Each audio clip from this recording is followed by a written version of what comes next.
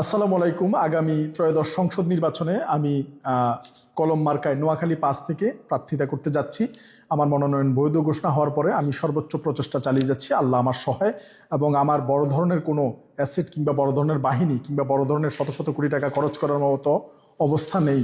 আমার পেছনে যারা রয়েছেন এবং যারা আমাকে ভালোবাসেন, আমার এই ভিডিওগুলো প্রচার করছেন, সবচেয়ে বেশি কৃতজ্ঞতা প্রকাশ করছি বাংলাদেশ থেকে অবস্থানরত সকল প্রবাসী ভাই এবং বোনদের, রেমিটেন্স যোদ্ধাদের, যারা অক্লান্ত পরিশ্রম করার পরও সামান্য বিশ্রামের সময়টুকুতে আমার এই ভিডিওগুলো দেখেন এবং এগুলো রিলস আকারে বা ছোট ছোট আকারে শেয়ার করছেন, প্রচার করছেন।